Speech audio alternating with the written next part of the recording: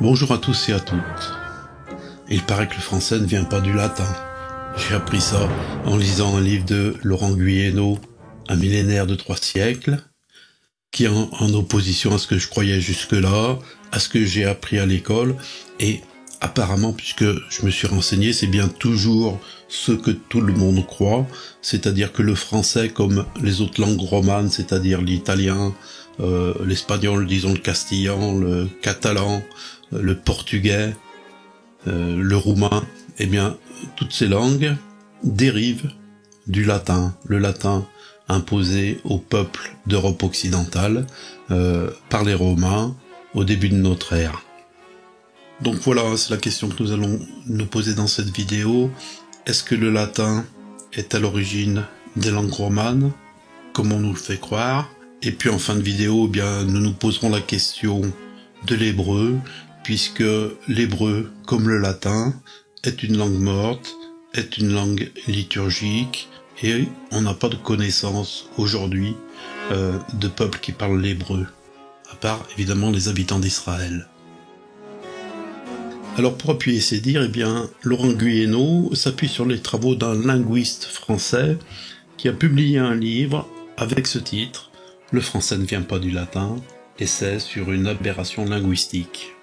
Alors la thèse de ce monsieur Cortés ne correspond pas du tout à la nôtre, puisque lui, bien sûr, il l'a fait dans le cadre de l'histoire officielle avec un empire romain qui a existé, qui n'est pas une pure construction littéraire du Moyen-Âge. Il écrit ceci, je le cite. Ma thèse est la suivante. Le latin a été la langue unique des Romains jusqu'au IIIe siècle avant Jésus-Christ. Puis le latin a été submergé par l'italien, mais est resté la langue du pouvoir et la langue des lettres. Aussi, dès le IIe siècle avant Jésus-Christ, les Romains étaient bilingues. Ils utilisaient l'italien comme langue parlée et le latin comme langue écrite. Et ce sont ces deux langues que les Romains ont apportées dans toutes les régions qu'ils ont conquises. Donc, comme on le voit, rien à voir avec les idées que je défends, puisque pour moi, l'Empire romain n'a pas existé. Mais nous allons y revenir. Ce qui va nous intéresser avec Yves Cortés, ce sont ces arguments qui permettent de dissocier finalement le français, les langues romanes, d'une origine latine. Et qui va nous permettre de dire eh bien, que le latin c'est une langue artificielle, et ensuite qui va nous permettre de nous poser la question de savoir quand ce latin a-t-il été créé. Mais avant cela, je voudrais parler de Dante Alighieri.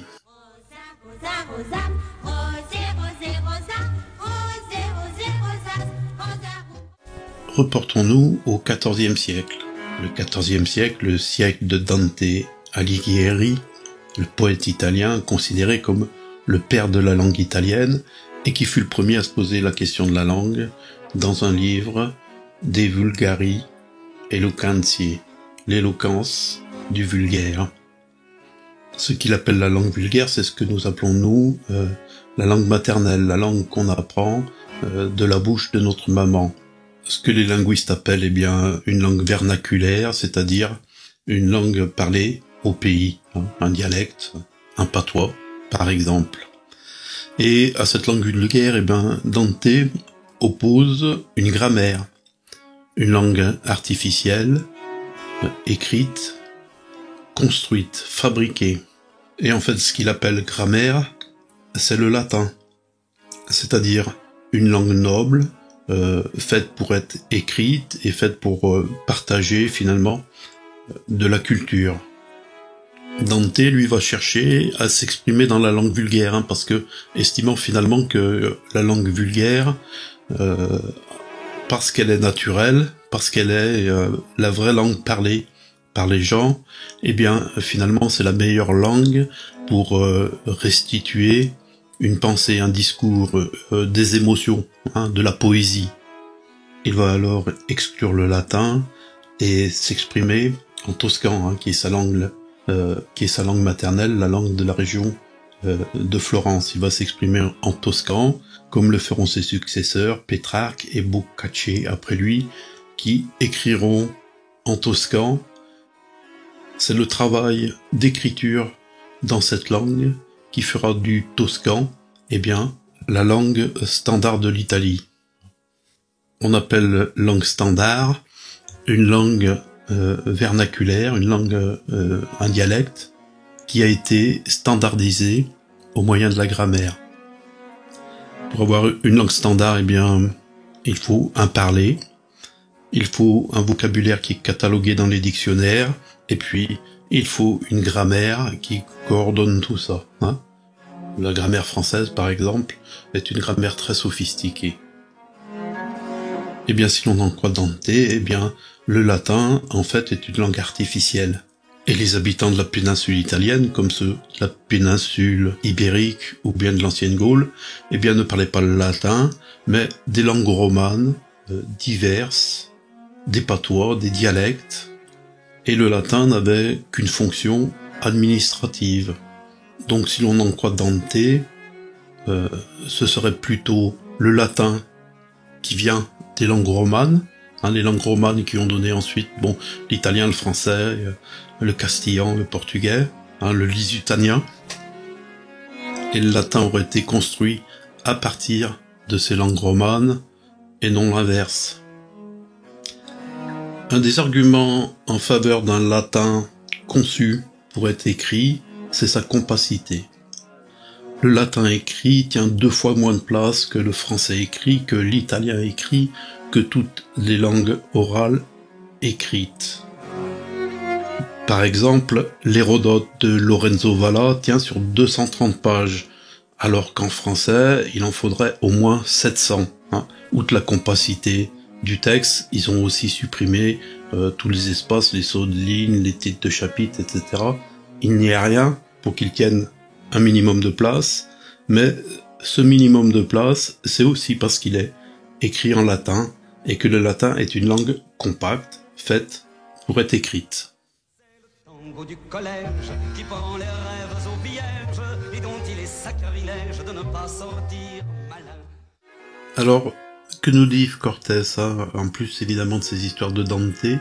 Eh bien, Yves Cortés, hein, qui lui est un linguiste, donc un spécialiste de la langue, il nous explique que si on cherche la langue mère, la langue originelle des langues romanes, eh bien, on ne trouve pas le latin, on ne peut pas reconstituer le latin.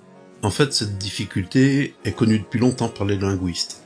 Et pour résoudre cette question, ils ont imaginé qu'en réalité, on n'était pas passé du latin classique romain aux langues romanes directement, mais que le latin classique, littéraire en quelque sorte, c'était abâtardi dans un latin vulgaire, un latin vulgaire parlé par le peuple, à contrario d'un latin littéraire parlé par les élites et servant d'écriture. Et c'est ce latin vulgaire qui aurait été la phase transitoire entre le latin classique et les langues romanes, avec cette seule difficulté que ce latin vulgaire, n'étant qu'une langue orale, on n'en a pas aujourd'hui de traces. C'est seulement une théorie qui vise finalement à combler un vide, une difficulté qu'il y a de passer du latin classique aux langues romanes. Alors que nous dit Yves Cortés? Il nous dit donc que des pans entiers du latin ont disparu simultanément dans toutes les langues romanes. Et à l'inverse, toutes les langues romanes ont adopté simultanément des caractéristiques du vocabulaire qui n'est pas dans le latin. Par exemple, il explique que dans le latin, eh bien, il y a un genre neutre, un troisième genre, mais que ce genre neutre n'existe dans aucune des langues romanes, ni dans le français, ni dans l'italien, ni dans l'espagnol. Le neutre existe seulement dans le roumain. Et puis par exemple, la question des déclinaisons des cas, le latin est célèbre pour ses déclinaisons, rosas, rosam, rosarum, etc., etc.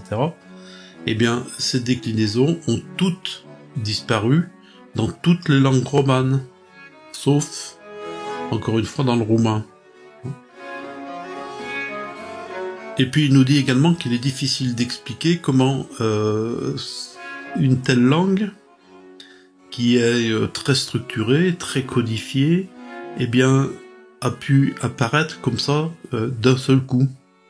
Il ne comprend pas également comment, en si peu de temps, c'est-à-dire en quelques siècles, 5-6 siècles, eh bien, on a pu passer d'un latin très bien construit à diverses langues romanes qui sont finalement substantiellement différentes du latin. Pour lui, l'évolution des langues se fait lentement et il ne s'explique pas comment on passe en quelques siècles du latin au français, au catalan, au castillan, au lisutanien. Donc il penche également pour une langue artificielle, pour une langue construite, fabriquée par des grammairiens pour un usage écrit, administratif, d'administration de l'Empire romain, évidemment. Et si le latin est plus tardif, comme je le crois, eh bien cette langue a été créée non pas pour l'administration de l'Empire romain, mais pour l'administration de l'Empire catholique, de l'Empire chrétien d'Occident, l'administration de Charlemagne. Sur l'origine du latin, eh bien, Laurent Guyeno propose une autre version, ça change pas grand-chose sur le fait. C'est une question technique en quelque sorte, mais il propose que l'origine du latin ne serait pas italienne, comme le pense Cortés, mais roumaine, dace en fait, de la civilisation dace qui précède la civilisation roumaine. Et c'est ce qui permettrait d'expliquer finalement que le roumain est la langue la plus proche du latin. Elle est plus proche du latin que le français ou que le castillan par exemple, puisque elle a conservé les déclinaisons, elle a conservé le neutre, et c'est le roumain qui aurait pu, et c'est le roumain, ou plutôt la langue qui a précédé le roumain, qui a servi d'ossature à la construction du latin. C'est possible, pour mon propos ça ne change rien. Pour moi ce qui compte chez Yves Cortés, eh bien, c'est cette idée que le latin est une langue artificielle, construite, fabriquée, et non pas une langue vivante, une langue parlée. Et à partir du moment où on a compris que le latin était une langue artificielle, eh bien, vient la question de savoir quand est-ce qu'il a été créé, quand est-ce que ça a été fabriqué. Et pour ma part, ce que je crois, mais sur ce point je n'ai pas les moyens de le prouver, mais ce que je crois, c'est que le latin est une fabrication de l'Empire carolingien au 8e, au 9e ou au 10e siècle, quand l'Église catholique... C'est le tango des forts en thème, buitonneux jusqu'à l'extrême, et qui recouvre de laine. Alors il y a d'autres choses pour lesquelles j'ai des doutes.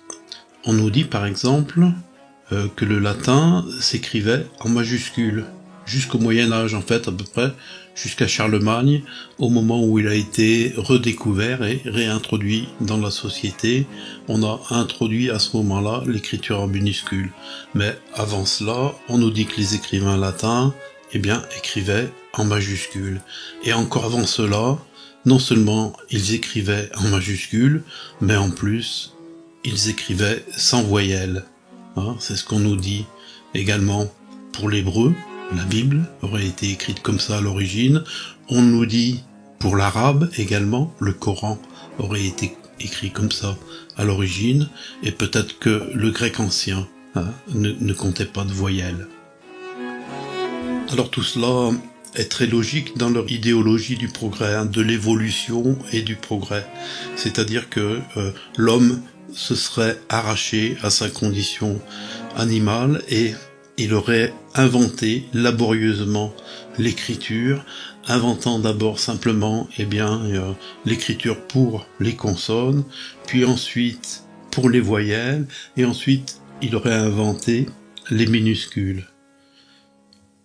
Dans ce paradigme-là, ça fonctionne, mais ce paradigme-là, c'est eux qui nous le vendent.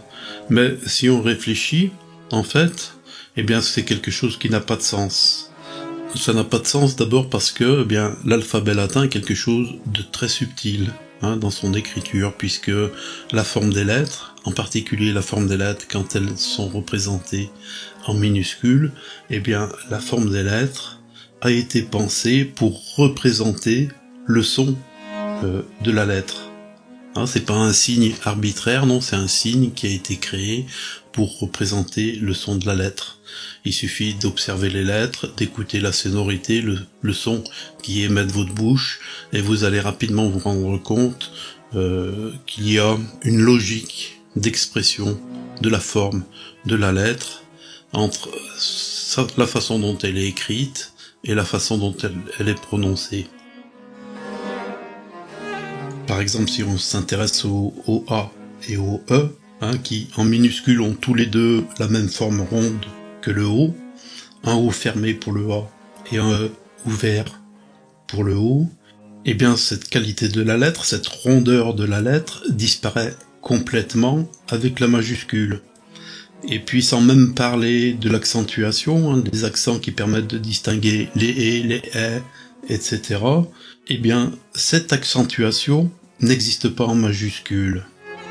Non, la vérité de la lettre, c'est la minuscule, et une écriture qui aurait été conçue en majuscule latine, eh bien, c'est une hérésie. Donc on a quelque chose de très subtil, mais ce très subtil aurait été inventé grossièrement. Les gars représentent les sons de façon subtile, mais ils oublient de représenter ce qui fait la couleur du son, c'est-à-dire la voyelle, ce qui est finalement le plus important pour donner du sens à la consonne. Et il en est de même avec les majuscules. Les majuscules, on n'écrit pas en majuscules. L'écriture, c'est quelque chose qui se fait à la plume, c'est quelque chose qui se fait à la main, et c'est quelque chose qui se fait avec un mouvement. Et ce mouvement, eh bien, le mouvement de la plume sur la feuille, c'est les minuscules. Et c'est pas les lettres bâtons des majuscules. Alors effectivement, pour graver dans la pierre, c'est peut-être mieux de graver en majuscules parce que c'est plus simple, les lettres sont droites, il y a très peu de courbes, c'est beaucoup plus facile. Mais on n'écrit pas dans la pierre. L'écriture, c'est d'abord quelque chose qui se fait sur un papier, que ce soit un papyrus ou un parchemin, et ça se fait avec une plume, et certainement pas avec un burin et un marteau dans la pierre. C'est pas ça. L'écriture à la base, ça n'a jamais été ça. Ils nous le font croire avec le cunéiforme et les hiéroglyphes, mais ce sont des croyances erronées, fausses et mensongères. Donc moi l'impression que j'ai, c'est que la linguistique elle-même finalement est entachée d'idéologie. C'est-à-dire qu'on veut la faire rentrer dans un modèle et qu'on est prêt à détourner la réalité pour nous faire croire dans ce modèle-là.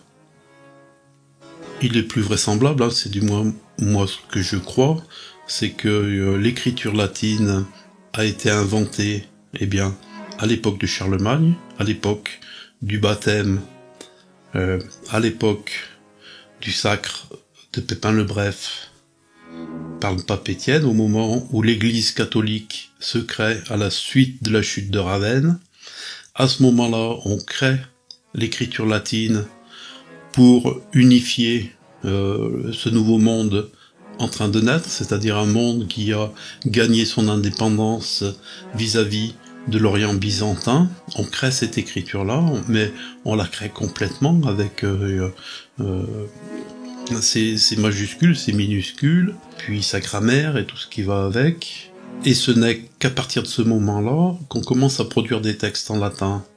Et que tous les textes en latin qui prétendent être antérieurs à Charlemagne sont probablement des textes faux, inventés, écrits après coup. C'est le tango des promenades, de parsoles sous les arcades, cerclés de corbeaux et d'alcades qui nous protégeaient des pourquoi. Alors, il y a la question de l'hébreu, parce que l'hébreu est comme le latin, c'est une langue morte. Une langue, alors, avant qu'elle soit réhabilitée, remise au goût du jour en Palestine, pour pour les arrivants juifs, eh bien, l'hébreu était une langue morte, c'est-à-dire qu'elle n'était parlée qu'à la synagogue, dans le cadre de la lecture et des commentaires de la Bible et des prières. Hein. C'est une langue liturgique, comme le latin. Mais il n'y a aucun juif dans le monde qui parlait hébreu couramment comme langue maternelle. Les juifs allemands parlent le yiddish, les juifs d'Afrique du Nord parlent l'arabe, les juifs d'Alexandrie parlaient le grec, etc. Donc, on peut se poser la question de savoir si l'hébreu ne serait pas également une langue inventée, une grammaire, une langue qui est faite pour être écrite, mais qui n'a jamais été parlée par aucun peuple de la terre. Il y aurait une langue hébreu, mais il n'y aurait pas de peuple hébreu. Alors j'ai imaginé une petite théorie à propos de l'hébreu, hein, évidemment. Je ne sais pas si c'est vrai, ce n'est qu'une théorie. J'en fais part. C'est d'abord de constater que l'hébreu est une langue sémitique, une langue proche-orientale. En fait, c'est de l'arabe, hein, arabe, hébreu. Et l'hébreu serait comme le latin, une grammaire, c'est-à-dire une langue artificielle, inventée, et inventée dans un but précis, celui du commerce international. C'est-à-dire que les juifs, en fait, ne seraient pas un peuple, ne seraient pas une race, hein, mais seraient plutôt une caste de commerçants qui utilisent l'hébreu et la Bible comme moyen d'enseignement de la langue à leurs enfants, qui leur permet ensuite de posséder une langue à valeur internationale. Puisque le juif va parler la langue du lieu où il habite, le yiddish par exemple, hein, qui est en fait de l'allemand, et il va parler une langue qui va être connue finalement partout dans le monde, et avec laquelle il va pouvoir communiquer pour pouvoir faire des échanges commerciaux. La Bible, la Torah précisément, serait le moyen d'apprentissage de la langue. On envoie les enfants à la synagogue, ils étudient la Torah, ils connaissent l'hébreu, et ensuite ils peuvent parler à des congénères d'autres pays qui parlent des langues différentes des leurs, mais qui sont intéressés par le commerce des marchandises. C'est-à-dire que les Juifs ne sont pas un peuple, mais une caste de marchands qui parlent une langue commune, une langue véhiculaire, hein, dans le sens propre, pour véhiculer de la marchandise, une langue internationale qui permet de faire du commerce international. Alors c'est une théorie bien sûr, hein, je vous la donne comme elle me vient. Je n'ai pas d'autres arguments que ceux que je viens de donner, c'est-à-dire le fait que ce soit une langue morte, une langue liturgique, et puis la réalité de ce peuple juif dispersé sur les routes marchandes pour pouvoir faire du commerce international. Voilà, je vais en rester là pour cette fois. Je vous remercie de votre écoute, je vous remercie de votre patience, et je vous dis à bientôt.